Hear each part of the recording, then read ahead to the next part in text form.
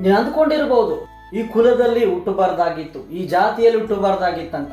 ಇನ್ನು ಕೆಲವರು ಅನ್ಕೊಂಡಿರ್ಬೋದು ನಾನು ಇಂಥ ಕುಲದಲ್ಲಿ ಇಂಥ ಜಾತಿಯಲ್ಲಿ ಹುಟ್ಟಿದ್ದಕ್ಕೆ ಬಹಳ ಸಂತೋಷ ಅಂತೇಳಿ. ನಿಮ್ಗೆ ಸತ್ಯ ಹೇಳ್ತೀನಿ, ದೇವರು ಜಾತಿ ಸೃಷ್ಟಿ ಮಾಡಿ ಮನುಷ್ಯನನ್ನ ಜಾತಿಗಳಲ್ಲಿ ಕಳಿಸಿಲ್ಲ. ದೇವರು ಮನುಷ್ಯನನ್ನು ಸೃಷ್ಟಿ ಮಾಡಿ ಆ ಮನುಷ್ಯನ ಅಭಿವೃದ್ಧಿಯಾಗಲಿ ಅಂತ ಆಶೀರ್ವಾದ ಮಾಡಿದರು. ನಮ್ಮೆಲ್ಲರಿಗೂ ಗೊತ್ತಿರೋ ಸಂಗತಿನೇ ಇದು, ಮತ್ತೆ ಹೇಳ್ತೀನಂತಲ್ಲ.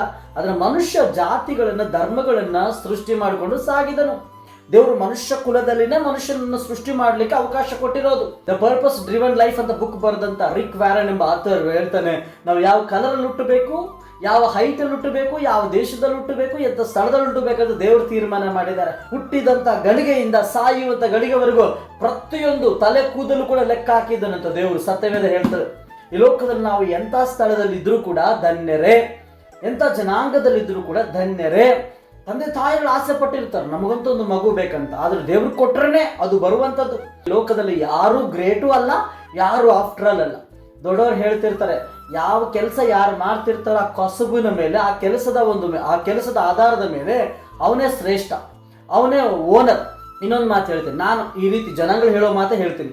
ಈ ಲೋಕದಲ್ಲಿ ಎಲ್ಲಾ ರೀತಿ ಜನಗಳು ಅವರವರ ಕೆಲಸಗಳು ಮಾಡ್ಕೊಂತಾನೆ ಆ ಮಾಡಿದ ಕೆಲಸಗಳ ನಿಮಿತ್ತವಾದಂಥ ವಸ್ತುಗಳು ನಮಗೆ ಬರ್ತವೆ. ಇದು ಅನೇಕರು ಹೇಳಿದ್ದಾರೆ. ಆದ್ರೆ ಅದನ್ನು ಅನುಭವಿಸ್ತೀವಿ ನಾವು. ಫೈನಲ್ ಆಗಿ ಜಡ್ಜ್ ಮಾಡ್ತೀವಿ. ಸೋ ಅಂಡ್ ಸೋ ಕ್ಯಾಸ್ಟ್ಗಳು, ಸೋ ಅಂಡ್ ಸೋ ಧರ್ಮಗಳು, ಸೋ ಅಂಡ್ ಸೋ ಟ್ರೈಬ್ಗಳು ಅಲ್ವಾ, ಇವೆಲ್ಲ ನಾವೇ ಏರ್ಪಾಟು ಮಾಡ್ಕೊಂಡಂಥದ್ದು. ನಮಗೊಂದು ಕ್ರಮ ಇಲ್ಲದೆ ನಾವೇನಾದ್ರೂ ಯೋಚನೆಗಳನ್ನು ಮುಳುಗ್ಬಿಟ್ಟು ಬೇರೆ ಬೇರೆ ತೀರ್ಮಾನಗಳನ್ನ ಮಾಡಿದ್ವಿ.